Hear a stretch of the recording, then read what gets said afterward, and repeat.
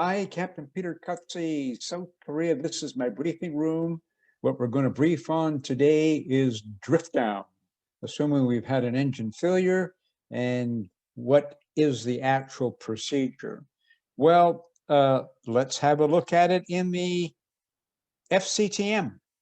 The FCTM breaks it down in a couple of paragraphs, which I've outlined, and a beautiful pictorial here, but a little difficult to read and to disseminate. So let's go and have a look at a neat PowerPoint that I think it mirrors the FCTM word for word, incidentally, but breaks it down into pilot flying and pilot monitoring to make it easy for you. So note, the execution of a non-normal checklist or sudden engine failure may lead to the requirement to perform an engine inoperative drift down and diversion to an alternate airport.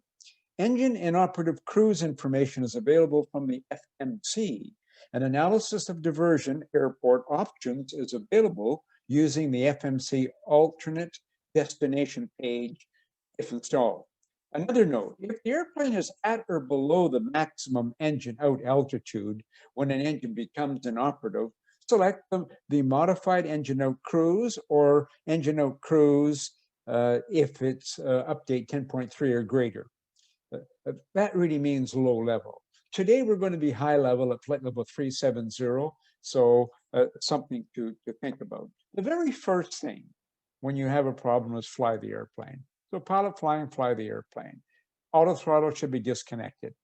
The pilot monitoring, N1 limit page select, CON, which is continuous select. Now the CON thrust on the operating engine manually set. That's the pilot flying does that. He sets or she sets her own power. Pilot monitoring, engine out prompt select, corresponding to the failed engine, either left or the right. This displays modified engine out cruise or engine out cruise for the engine FMC 10.3 or later. And the FMC calculates an engine out target speed and maximum engine out altitude at the current gross weight. The fields are updated as the fuel is burned. Maximum altitude in the MCP window set. Engine out target speed in the MCP set. If you notice, that's the pilot monitoring. The pilot flying flies the airplane. May have to put on some rudder trim, whatever, and fly the airplane as the airspeed is decaying. So allow the speed, pilot flying, to slow to engine out speed, then level change, engage. Initiate a turn only if required, using heading select. If there's somebody directly underneath you on TCAS, you're certainly not going to descend into that person, so you'll turn whatever as required. So that's important. Now, if you happen to be at or very close to the drift down speed, select level change immediately. That's not really mentioned in the FCTM. Now, if the engine out target speed and maximum continuous thrust are maintained, the airplane levels off at the original maximum altitude. However, the updated max altitude is displayed on the engine out cruise page. So as you're descending, your descent is only 300 to 500 feet per minute at MCT power. So if you're drifting down to a target altitude of flight level 220 and you start off at flight level 370, you're looking at 15,000 feet. And at 500 feet a minute, that could be 30 minutes, or if it's 300 feet a minute, it could be 45 minutes or 40 minutes. So there's a long time, and in that time, you're burning fuel. So the updated maximum altitude is displayed on the engine out cruise page. After viewing the engine out data, select Erase Prompt to return to the active cruise page. With the modified engine out or engine out cruise, if you're FMC 10.3 or greater, page selected, no other FMC data pages can be executed. Now, after level off, pilot flying, maintain MCT and allow the airplane to accelerate to the single engine long range cruise speed, as indicated on the active cruise page. Maintain this speed with manual thrust adjustments. Trim the airplane as necessary. You're going to use the autopilot, of course. Pilot monitoring, enter a new cruise altitude and airspeed on the Econ cruise page, updates and ETAs and top of descent predictions. So entering a new cruise altitude will give you updates. Well, that makes good sense, doesn't it? Well, let's go right into the airplane and have a look at this, and let's do it. So here we are at cruise altitude of flight level 370, and everything is working fine. And then you have a power loss. So pilot flying, fly the airplane. So pilot flying is flying the airplane, and the airspeed, of course, is starting to decrease. And now the first officer is, the pilot monitoring is going to go ahead and select the N1 limit page. N1 limit page, and you're going to select con. And now the pilot flying disengages the auto throttles. Of course, they would have been disengaged, but disengages the auto throttles and select con thrust.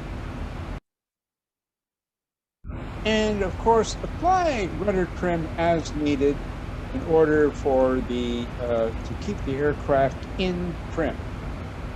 So the autopilot is engaged, and if you notice, the slip skid indicator is lined up, and that is your indication or your cue to how much trim to actually use. So we're doing pretty good. The airspeed is decreasing, and in the interim, the first officer has to do other items. He will actually select the engine out page, and when selecting it, he'll get the information required. Now, the information that he got was an altitude of 226.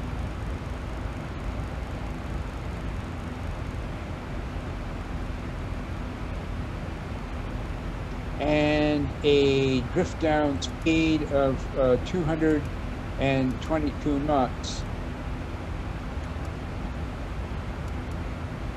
Now that window would have opened, and we would be able to actually select a speed to speed intervene. Actually, once the pilot flying, in this case the captain is the pilot flying, actually got to the speed of 222, he would select level change.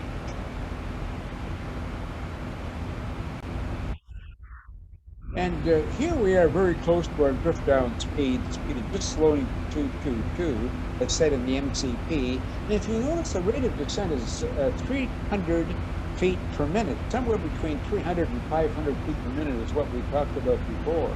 So this is important, and it's good that it's happened that way. In case there is someone below you, you would have enough time to turn off. But what it actually also brings in is another factor.